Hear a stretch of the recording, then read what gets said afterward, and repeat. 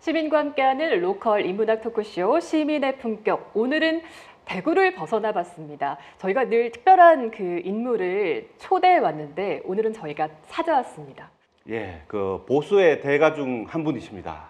정규재 한국경제신문 전 주필님 나오셨습니다. 예, 안녕하세요. 네. 보수의 네, 대가 할 때 살짝 안녕하세요. 미소를 지으셨어요. 만족하십니까? 아닙니다. 그런 말은 과한 말이기 때문에 아하. 부끄럽죠. 그런 말 들을 때마다 무슨 부를 호칭이 부적절하다는 것도 저도 인정은 합니다만은 대가 또는 원로 이런 말 들으면 내가 벌써 그렇게 저승문에 가까워졌나? 그렇게 뭐 또 느끼시는군요. 약간 내가 그렇게 탄탄한 어떤 반석 위에 서 있는 사람인가? 늘 지금도 걱정하고 고뇌하고 아침 생각 다르고 저녁 생각 다르고 그렇죠. 마음은 늘 갈대처럼 왔다 갔다 합니다. 사실 이 질문을 좀 해보고 싶었는데요. 네. 대구 MBC가 대구를 굉장히 사랑하거든요. 혹시 MBC 그룹이 전체적으로 좀 진보 성향이기 때문에 대구 시민들이 MBC를 싫어하지는 않나요? 좀 저희가 쓴소리를 약간 듣고 그런- 외롭죠. 그런 것도 있나요? 예. 주필님은 외로웠습니다. 요즘 근데 좀 거기에다가 어떠세요? 예. 저까지 얹어 놓으면은 저 죽일 놈들이다 이렇게 얘기가 나올 수. 대구 분들이 아마 제일 싫어할 거예요. 요즘. 대구 네. 시민들이 왜 싫어할까요? 글쎄요, 요즘 저 주로 하는 일이 이제 보수를 비판하는 일이죠. 보수가 꿈에서 깨어나야 된다. 보수가 왜 저러고 있냐. 보수의 대표적인 정당인 국힘당이 왜 저렇게 저질이 되었나. 이런 얘기를 제가 하는 일 주로 그런 일이니까 아마 대구 시민들은 화가 많이 날지도 모르죠. 저를 보면. 근데 뭐 시민에 따라서 어떤 분은 또 좋아할 수도 있고. 안 그래도 최근에 이제 보수 진영한테 이제 하시는 말씀이 쓴소리를 넘어서 네. 네. 거의 회초리를 그냥 매우 쳐라. 매우 치라 하면서 휘둘리시는 것 같은데 네. 근데 그게 언제쯤부터 이제 어쩌다가 이렇게 직격을 하는 입장이 되셨어요? 사실은 제가 잘 몰랐어요. 예, 직격을 벌써 오래전에 했었어야 되는데 예. 몰랐죠. 그때는 이런 엉터리 정당이 되어 있는지 공천을 팔아먹듯 하고 이렇게 민주주의를 안 하고 당원들을 완전히 팽개쳐 놓고 있고 당원들을 완전히 무슨 종부리듯 심부름 시키듯 이런 정당인 줄을 잘 몰랐죠. 진적 알았으면 진적에 좀 회초리를 쳤어야 되는데 그저 서울에서 그 모습만 보고 그럭저럭 뭐 해나가고 있는 거 아니야 이렇게 생각한 거지 실제로 당이 이렇게 구조적으로 썩어 있는 줄 몰랐죠. 누가 뭐라 그래도 대구 사람들은 그래도 국힘당의 말하자면 양심이다. 국힘당의 센터는 대구의 뿌리를 받고 있다 이렇게 느끼실 거예요. 예. 그런데 그 정당이 대통령 후보를 자율적으로 만들어낼 수 없는 당이고 의원들이나 또는 리더들이 시키는 대로 투표하고 2번 찍어라 그러면 2번 찍고 이번에는 3번 그러면 3번 찍고 그러면서 아주 지독한 보수적 어떤 성향은 그대로 온존하고 있고 이런 당인 줄 잘 모를걸요. 아마 지금 대구의 많은 시민, 당원 또 정치활동을 하는 분들 국힘당에 속하는 분들은 아직도 그 문제의 심각성을 못 느낄 겁니다. 스스로도 이렇게 몰랐었다고 말씀하시는 게 좀 쉽지 않은 얘기일 것 같은데 그 솔직함에 좀 되게 인상 깊습니다. 저 같은 경우는 윤석열 대통령을 국힘당의 지도자로 또는 차기 대선 후보로 당에서 선출하는 걸 보고 이 당이 왜 이러지? 그 순간. 하고 느끼기 시작했죠. 그래서 이 당은 원래 이런 당이었나 하고 분석을 해보고 하니까 굉장히 오래된 버릇이에요. 그저 국힘당 내부에서 민주주의를 하고 있겠거니 당원들이 열심히 해서 국회의원 후보를 지역에서 소위 공천도 하고 있겠거니 이렇게 생각했는데 전혀 아니었잖아요. 예. 더군다나 중앙에서 무슨 뭐 조작을 하는지도 모르겠고 지시와 명령에 따라서 예. 또는 밖에서 정당 뭐 정당이 아닌 무슨 종교단체 표까지 지금 그거 지키느라고 난리잖아요. 그렇죠. 그러니까 이건 민주정당도 아닌 정당으로 정당인 줄 이제 알게 되는 거죠. 그 저는 윤석열 대통령이 국힘당의 리더로 들어서는 과정을 보고 아, 국힘당은 원래 이런 당이었구나 하는 거를 그때 깨닫게. 지금으로 따지면 벌써 그래도 한 4, 5년 전이잖아요. 네. 그러네요. 예. 그때 알게 된 거죠. 여전히 잘 모르는 미몽에 빠져 있는 걸까요? 국힘당의 그 실체에 대해서 계속해서 직격을 하고 계신데도 불구하고 깨달지 않을 겁니다. 예. 국힘당 당원들은 절대로 깨닫지 않겠다고 굳은 결심을 하고 있어요. 그 굳은 결심이 소위 부정선거론이라는 아주 웃기는 편리한 지적인 도구가 있습니다. 모든 문제를 답변이 궁해지거나 불리해지면은 부정선거론으로 편리하게 도망가면 돼요. 사실은 우리는 아무 문제가 없는데 쟤들이 부정선거를 하고 있어. 심지어 윤석열도 부정선거를 통해서 당선이 되었다고 주장을 해요. 시스템 스스로도. 자체를 예. 부정하네요. 윤석열 대통령이 부정선거 아니었으면 한 더 7%, 많은 격차로 8% 정도 더 예. 많은 격차로 이겼을 건데 쟤들이 부정선거 때문에 겨우 이겼다 이렇게 생각해요. 그런데 그렇게 생각하면 마음도 편하죠. 하나의 완전한 정만 타도하면 되죠. 그 이후에 다른 모든 논리를 덮어버릴 수 있는 그렇습니다. 아주 편리한 모든 것은 부정선거 때문이야라고 핑계를 대면 되기 때문에 반성도 없고 뭐 개혁도 없고 아무것도 없죠. 인적 쇄신이 있는 것도 아니고 책임을 지는 사람이 있는 것도 아니고 책임져야 될 사람이 나와서 달리고 있고 그렇잖아요. 좀 비난도 또 많이 돌려주시잖아요. 좀 인간적으로 참 이건 타격감이 있다 이런 건 없으세요? 저까지 포기하면 곤란하잖아요. 많은 사람들이 국힘당에 대해서 또는 대구 경북에 대해서 소위 경상도 당에 대해서 포기하고 있거든요. 어차피 안 돼. 얘기하지 마. 놔둬. 저까지 얘기를 안 하면 아무도 모르겠죠. 보수 진영에서 주필님이 공격을 받으시는 것도 많으실 거 아니에요. 그렇죠. 보수 진영이 주로 공격을 하죠. 요즘은 뭐 이 소위 진보 진영, 좌파 진영은 제가 그렇게 욕해 주니까 좋죠. 달리 보죠. 예, 달리 보고 저분은 훌륭한 분이구나 이렇게 생각하죠. 예, 제가 옛날에 한미 FTA 뭐 이런 거 가지고 제가 이 백분 토론이라든지 저쪽에 뭐 다른 방송국에 뭐 심야 토론 이런 거 나다닐 때는 뭐 대한민국 좌파들의 공적이었거든요. 근데 지금은 이제 대한민국 우파들의 공적이 되었습니다. 욕 듣는 것도 재밌어요. 재밌어요. 네. 사실 진영을 떠나서 같이 만나서 대화하고 계속해서 소통하고 이건 민주주의에서 굉장히 중요한 건데 이재명 대통령 후보 시절부터 또 취임 이후에도 종종 만나시잖아요. 이재명 대통령이 이런 말을 하면 그분에게 좀 신뢰가 될지 모르지만 필요할 때 저를 불러서 만났죠. 아하. 예. 정치적으로 가장 중요한 분이 됐고 그래서 기꺼이 가서 만납니다.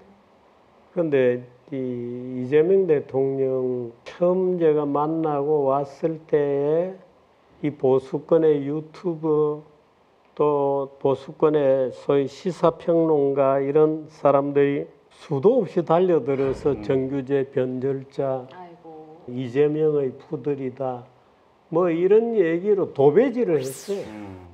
그래서 제가 기자 생활을 하고 지금 이제 유튜브를 하고 있습니다만은 벌써 이제 한 40년이 넘었죠.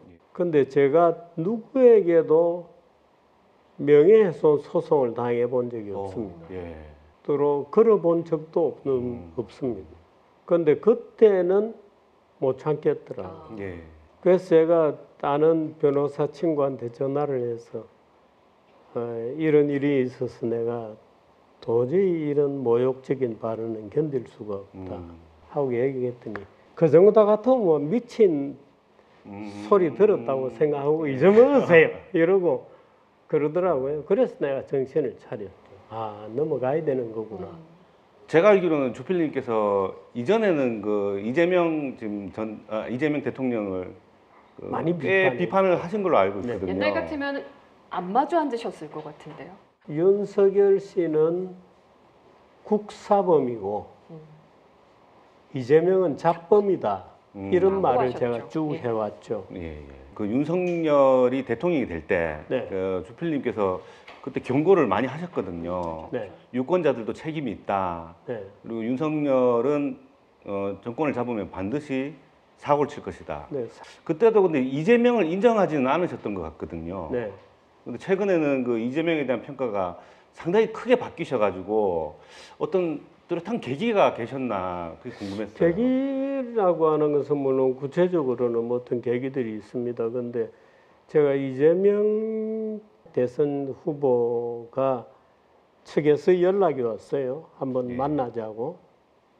그래서 깜짝 놀랐죠. 이 사람이 왜 나를 만나자고 하나. 근데 유명 정치가를 만날 때는 사실은 굉장히 조심해야 됩니다. 왜냐하면 예. 그게 정치적으로 어떻게 해석이 되고 어떤 비난이나 터무니없는 찬사가 역으로 날아다닐 수 있기 때문에 그래서 만났는데 보자마자 얼마나 웃음이 나오는지 아니 그냥 둘이서 처음 보자마자 보자마자 배꼽을 잡고 손을 잡고 같이 웃었죠. 그래요. 어떤 상황이죠?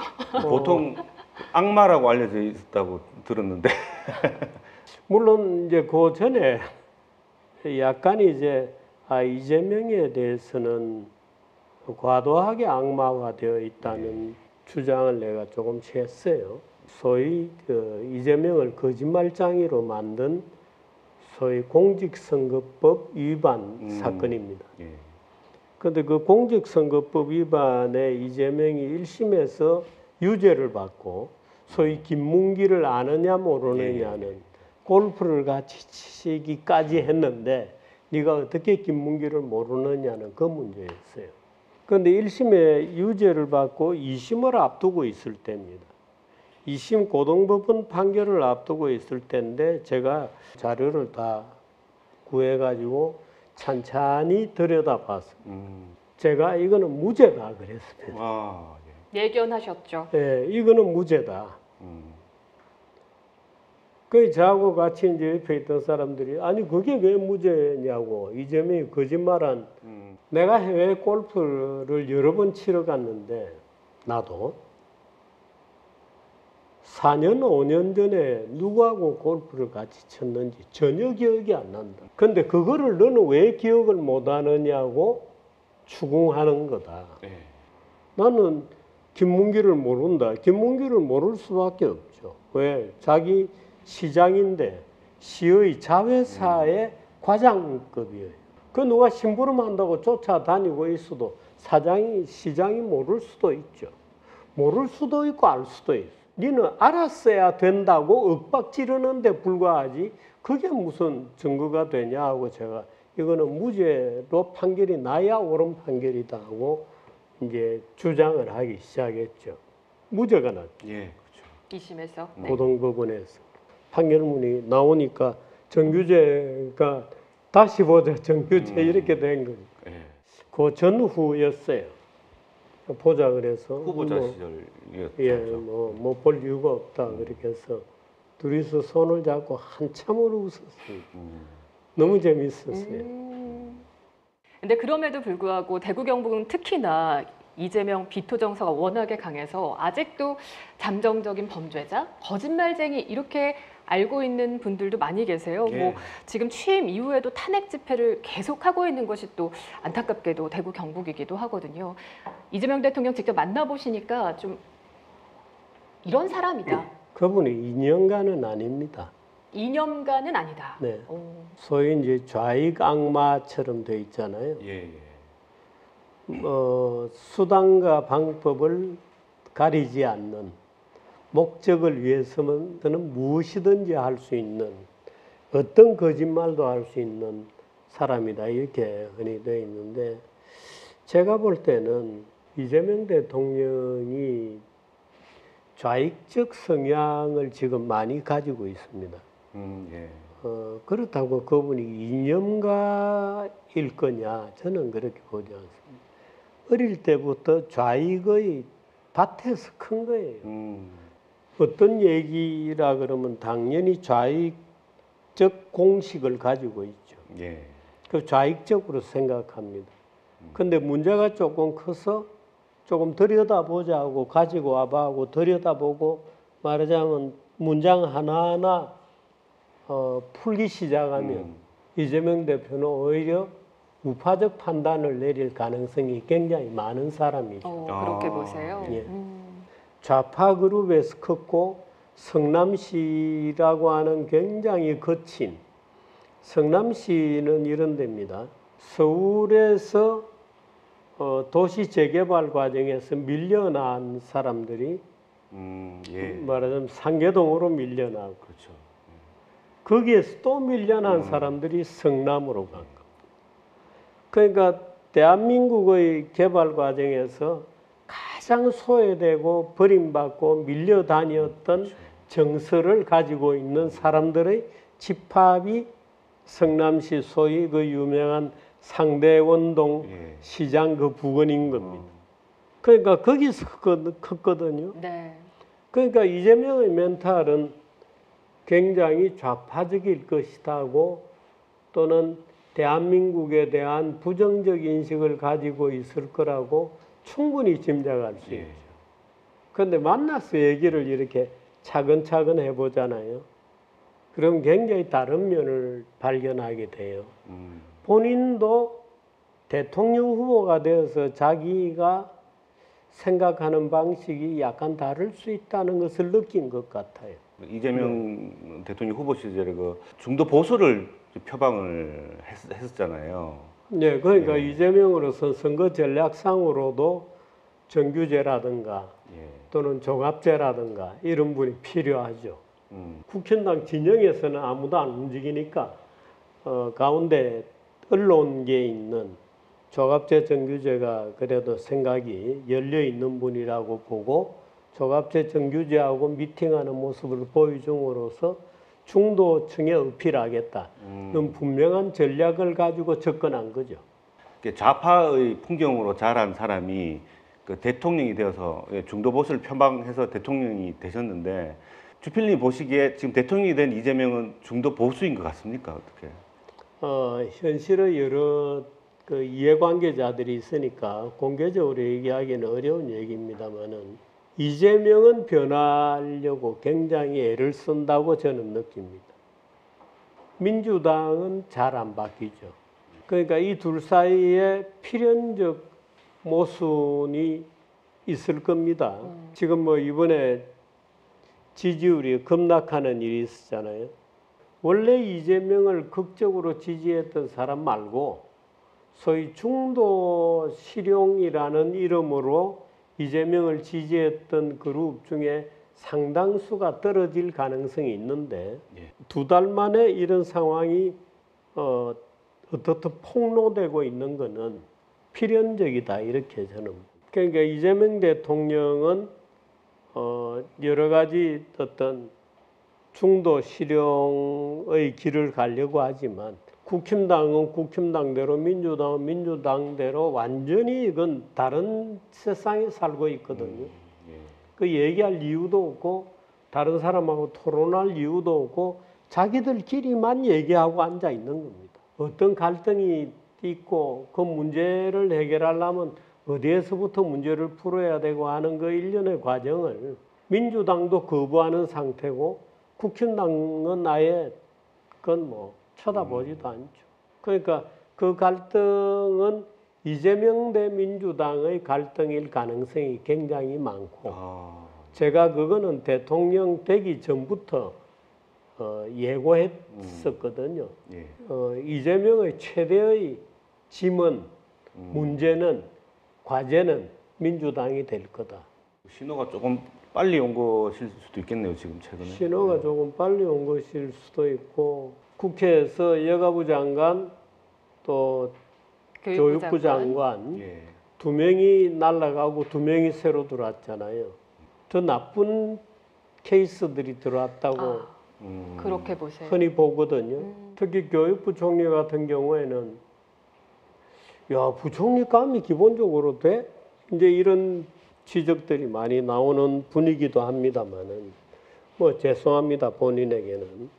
이재명의 인사였을까? 예. 이제 이런 얘기들을 할 수 있죠. 집요하게 말하자면 강선우를 악마시키고 했던 그 그룹의 인사였을 가능성도 있죠. 예. 야, 이거는 민주당이 정권을 성공시키려고 하는 욕구보다 이념적 성향에 사로잡혀 있는 것 같다? 그런 것 아니야? 이런 의구심이 들죠. 지난 대선에서 국민들은 분명히 선택을 해서 이재명 네. 정부를 출범을 시켰는데 네. 그렇다면 국민들의 메시지 네. 민주당에는 어땠고 또 보수, 국민의힘에는 어땠을까요? 우리가 민주주의라고 하는 절차를 크게 보면 국민들이 열광적으로 뭔가 자기의 진영에 충성을 하고 자기 진영 사람들에게 매몰되고 박수를 보내고 열화 같은 환호성을 지르는 일련의 프로세스는 사실 정상적인 민주주의를 파괴하는 현상입니다. 예.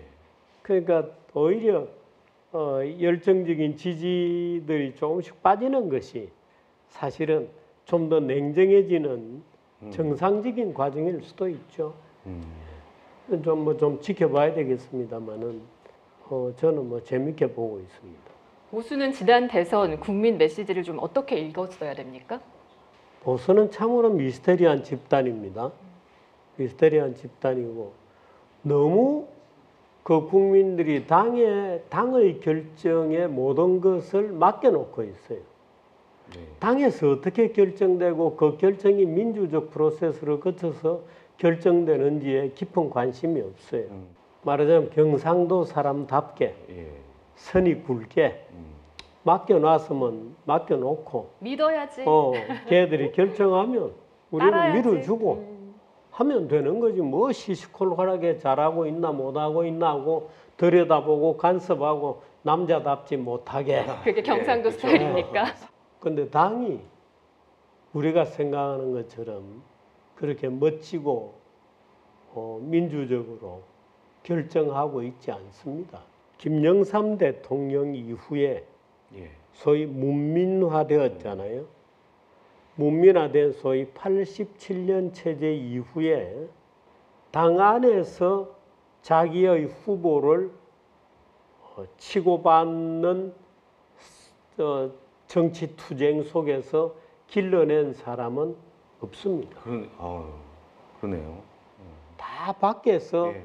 완세트로 이미 이름이 나고 유명한 사람을 영입했어요. 영입해서 세우는 맞습니다. 겁니다. 왜 그럴까요? 정당이라 하면 정치인을 길러내는 게 제1사업이거든요.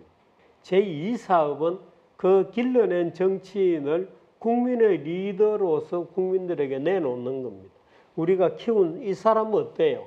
국힘당은 그래 본 적이 없습니다. 밖에서 큰 사람을 우리 당 이름을 빌려줄 테니까 들어오시오. 이번 조기 대선에서도 그러려고 했었죠. 이번에도 한덕수라고 하는 아무 당하고 연고도 없고 그저 이 당 밑에서 총리를 했다는 그 총리는 뭐 저쪽 당에서도 총리를 했던 사람이고 그저 이름이 나 있는 사람이니까 영입을 해가지고 김문수를 하루아침에 제쳐버리고 날리고. 쓰겠다고 했던 거죠. 그 똑같은 짓을 하고 있는 겁니다. 이 짓을 도대체 누가 하고 있냐? 정치가 문민화되고 군인들이 다 물러갔잖아요. 예. 군인들이 다 물러간 자리를 검사와 판사들이 들어와서 옛날에 군인들이 하던 그 짓을 하고 있는 겁니다. 끊임없이 검사, 판사들이 당을 쥐락펴락하는 겁니다. 주물럭거리고 있는 거죠. 그래서 권성동이라든가 뭐 끊임없이 물러나면 또 판검사가 또 들어옵니다. 근데 문제는 대구의 유권자들은 판검사도 안 해본 사람은 국회의원을 시키질 않아요. 예. 그거 못 느끼셨어요? 주필님, 대구에서 판검사를 따져 국회의원을 하려고 그러면 판검사 정도는 해야 됩니다. 그 말씀 들으니까 어릴 때 제가 어른들한테 자주 듣던 말이 생각이 납니다. 뭐였어요? 이게 우리는 한나라당이다. 아, 왜 그래요? 그러면 무조건 한나라당이지. 그 과거에 급제한 사람을 골라가지고 국회의원을 시키는 겁니다. 그 당에서는, 대구에서는 간단해요. 그저 판검사 중에 예. 누구 한 명 공천시키면 그거는 뭐 무조건 되고 그 사람은 당에 와서 말 잘 듣는 이제 동맹군이 되죠. 그러니까 밖에서 사람을 하나 다 큰 사람, 내임들을 영입을 해가지고 판검사 당에서 판검사 지도부가 은밀하게 누구를 줄 것인지를 결정을 하고 예. 그러니까 이번에 홍 시장이 선거 잘하고 있다가 윤석열에게 그렇게 아부하고 예. 하다가 갑자기 막판에 화가 머리끝까지 나서 파토가 났지 않습니까? 예. 또 그런 짓을 하고 있다고 느낀 거거든요. 당까지 이제 나가버리신 거예요. 당 대표를 몇 번씩이나 했던 분이 그러니까 그 본질을 지금 이제 홍 대표는 환멸을 느끼고 때려치우고 나간 거죠. 이재명 정부는 그 윤석열 대통령 지금 전 대통령의 과오와 실책에 의해서 들어선 게 이제 결정적 요인 아니겠습니까? 네. 그리고 나서도 지금 보수 진영에서는 이제 반윤석열 또는 찬윤석열로 지금 갈라져가지고 계속 갈등을 하고 있는데요. 윤석열 전 대통령에 대한 주필님의 평가는 지금 어떠하십니까? 윤석열 대통령은 첫째 정치를 안 한 사람입니다. 예. 대통령 재임 기간에도 정치를 하질 않았어요. 그 다음에 결정적으로 군대를 동원해서 뭘 해보려고 했는데 아유. 정치판을 새 판을 짜보려고 하는 어린애가 하룻밤에 우리가 어릴 때 공화국을 몇 개씩 지었다 부쉈다 하는 그 짓을 현실에서 군대를 동원해서 하려고 했으니까 예. 저 지경이 되는 건 당연하죠. 현실에서도 정치를 해본 적이 없는 사람입니다. 예. 그러니까 공무원들 완전히 놀렸죠. 그 지금 이제 이재명이 들어와서 챙기니까 요즘 좀 일 좀 하느라고 피곤해해요. 그렇죠. 예. 코피를 쏟았다는 얘기도 초기에 많이 들려왔었죠. 단순히 민주당하고 얘기를 안 해서 국회도 한 번도 안 가보고 뭔가 문제가 있으면 국회의원들을 불러가지고 해결하려고 하는 노력을 해본 적이 없는 사람입니다. 윤석열 전 대통령. 윤석열. 네. 예. 법치독재라는 말을 씁니다. 예. 요즘. 법치독재 또는 법독재, 쉬운 말로 검찰독재라는 말을 쓰거든요. 상대를 말하자면 엮어 넣는데 정치를 안 하고 검사들을 동원해서 자기가 같이 정치를 해야 될 상대방을 법망으로 엮어 넣는 거예요. 윤석열 대통령이 지난 몇 년 동안 한 일은 그거밖에 없는 거예요. 그렇죠. 그 끊임없이 이재명을 이렇게 엮어놓고 저렇게 엮어놓고 이재명 그 부인 같은 경우에도 무려 139번의 압수수색을 했는데 겨우 저 불법이라고 밝혀낸 돈 금액은 10만 4천 원밖에 안 되잖아요. 정치는 귀찮고 내가 왜 그 사람한테 가서 악수하고 머리 숙이고 보기도 싫은데 손잡고 악수를 해야 되고 왜 껴안아야 되느냐. 나는 그놈 잡아 넣어버리면 끝나는 거다. 이렇게 생각하는. 그 짓을 3년을 넘게 해온. 예. 자, 이재명 정부 이제 새 정권이 출범한 지도 곧 100일에 다가가고 있는데 네. 어떻게 보세요? 100점 만점으로 점수를 좀 주신다면 몇 점까지 주시겠습니까? 낙제죄를 한 것까지는 아니라고 봅니다. 낙제를 한 것까지는 아니라고 봅니다만은 아무리 봐도 저거는 실수다고 생각되는 부분도 있죠. 예를 들면 뭐 인사 같은 게 일부 있을 거예요. 일하느라고 너무 매몰돼 있는 것 같다. 대통령이 저렇게 만기 칠람하는 것은 좋지 않다. 물론 지금은 초기이기 때문에 대통령이 모든 것을 들여다볼 정도로 해박하고 일의 물미를 알고 계신다. 나는 너희들을 알고 있다는 것을 보여주는 것까지는 좋은데 예. 계속 이 상태로 만기 칠람을 하게 되면 예. 서서히 정부는 안 돌아갑니다. 아, 그게 웃기죠. 왜 그렇습니까? 대통령이 결정해 줄 때까지 아무도 기다려요. 결정을 안 아, 예. 만기 칠람을 하기 때문에 대통령실 밖에 결재를 하기 위해서 긴 줄이 자꾸 길어지죠. 아, 그 장관들이 결정을 안 하죠. 어느 정도 맡겨둘 필요도 있겠군요. 그렇습니다. 맡겨서 이건 뭐 당신이 책임지고 해 라고 해서 장관들이 책임지고 하고 그 어떻게 돼갔어 하고 보고받는 걸로 끝나야지 모든 거를 자기 책상 위에 가져와 봐. 이렇게 되면 길이 줄어지죠. 길이 길어지죠. 제가 점수를 글쎄요.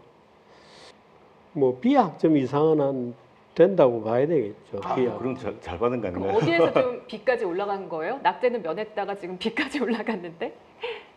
아니 70점대로 내려가면 그건 낙제죠. 정치적으로. 아, 지나간 예를 들어서 100일이나 뭐 수개월에 대한 평가보다 네, 앞으로 남은 문제가 그렇죠.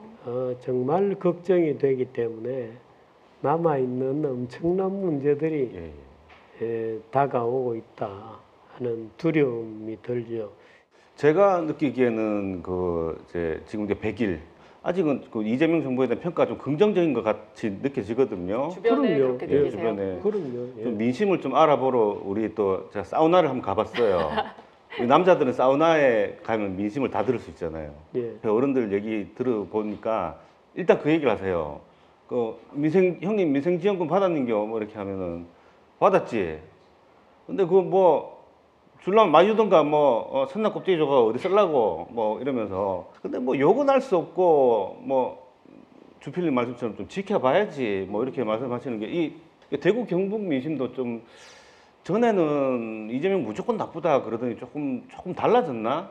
그래도 일하는 거 보니까 그럭저럭 뭐 괜찮네 이렇게 예. 느끼는 분들이 많아졌고, 근데 그분들이 와서 이제 60몇 프로까지 지지율이 올라갔다가 최근에 다시 좀 예, 떨어졌어요. 최근에 50대 초반 정도까지. 50대 초반 같고 아마 50이 무너지고 본인이 얻었던 지지율이 한번 깨질 겁니다. 말하자면 일본과의 정상회담이 있고 미국과의 정상회담은 항상 지지율을 좀 끌어올립니다. 예. 트럼프를 지지하는 쪽에서는 또 어떤 평가가 나올지, 보수 중에 일부 보수들은 굉장히 악의적이거든요. 예. 그러니까 본격적으로 막 고의적으로 흠집을 내려고 하루에도 막 그런 유튜브를 몇 개씩 모아서 막 쏘아대죠. 그 일을 자기의 정당한 정치, 자기의 정치라고 느끼는 겁니다. 근데 그 짓 안 해야 되는데, 그 소위 진보 좌파들이 하던 짓을 지금 보수가 하고 있는 거예요. 대구 분들이. 예. 틀딱 7080들이 이 인사 문제 이런 게 정돈이 되고, 또 대통령이 몇 가지 이제 지금 비장의 카드를 준비하고 있는 게, 예를 들어서 규제 완화라든가 예. 이재명 대통령이 지금 현재 핸들링이 지금 현재 펜딩이 돼 있는 이슈는 일단 어떻게든 다 한번 정리를 하겠다는 생각을 가지고 있는 것 아닌가 하는 느낌을 받아요. 저는 그 좋지 않다고 보는데 노란봉투법이라든지 상법 개정이라든지 이런 이슈들은 일단 어떻든 조금씩을 고쳐서라도 한번 다 정리를 하자는 예. 생각을 갖고 있는 것 같아요. 노란봉투법 같은 것은 대통령이 이렇게 얘기했거든요. 일단 국회에서 통과시키면 이제 법이 발효될 때까지 6개월 정도 여유가 있으니까 네. 그 과정에서도 충분히 고칠 수 있는 기회들이 있다. 예. 그 문제를 내가 고칠 수 있는 어떤 말하자면 시간을 좀 두어달라. 유예 기간. 근데 그 이제 제게서는 1년으로 늘려달라는 거고 노란봉투법은 악법이면은 분명해요. 근데 그거를 이제 어떤 조건에서 어떻게 고치느냐 하는 것은 대통령이 그 내 손에서 결정하겠다는 식으로 얘기를 했는데 여론은 아랑곳 없이 노란봉투법이 원안대로 통과되어서 실행이 될 거로 보고 지지율을 깎아내리고 있는 거죠. 여론은 이제 그런 구체적인 내용을 안 들여다보니까 조금 더 돌아설 여지도 있는 거죠. 자, 보수가 흔히 뭐 안보, 경제 유능하다 이러는데 직전 정권은 좀 많이 까먹은 것 같고요. 아니 이영석열 이분은 뭐 경제를 한 것도 아니고 아무것도 안 했죠. 아무것도 안 했죠. 한 게 예. 뭐가 있습니까? 앞으로 보수는 좀 어떤 면에서 좀 유능함을 보여야 될까요? 안동 이런 데 가면 조선 유학이 마치 경상도 사람들의 어떤 지적인 뿌리인 것처럼 얘기하거든요. 예, 그렇죠. 근데 그게 아니고 이건 아마 우리 조갑재 선배가 좀 나중에 얘기를 하실 것 같습니다만은 사실은 보수가 자기 속의 민주주의를 재건을 해내야 됩니다. 그리고 정당을 바꿔야 되고 국힘당을 바꿔야 되는데 보수가 지금 가장 시급하게 해야 될 일은 부정선거론을 극복하는 겁니다. 예. 5.18 광수론을 극복하는 겁니다. 이 음모론을 극복하지 못하면 모든 것이 사상 누각으로 모래 위에 집을 짓는 거하고 똑같죠. 지금 전당대회 한다고 난리를 치고 있고 거기에 부정선거론자들이 나타나가지고 또 판을 뒤집고 있거든요. 제가 주호영 원내대표한테 예. 당의 책임을 지고 있을 때 얘기했어요. 부정선거 주장, 그 음모론을 극복해야 된다고 얘기했는데 주호영 같은 분들은 안 움직여요. 왜 안 움직이느냐? 본인이 지역선거관리위원장을 13번이나 한 사람입니다. 자기가 책임자고 부정선거가 우리나라에서는 불가능하다는 걸 너무나 잘 아네요. 그러니까 누가 부정선거를 떠들어봤자 됐어 하고 아예 대화 상대를 안 해주는 겁니다. 근데 못 하셨네요. 안 했죠. 안 본인은. 하셨네요. 왜 안 했느냐? 아. 그 새끼들 그 쓸데없는 소리 하도록 내버려 두라 말이야. 우리 그런 거 신경 쓸 시간 없다라고 하는 바람에 지금 당이 완전히 다 무너졌죠. 지금 부정선거를 믿고 있는 사람들은 지금도 정규제 저 헛소리 또 하고 있다 이럴 겁니다. 한 번 망상에 사로잡힌 사람들은 끊임없는 망상의 체계를 만들어냅니다.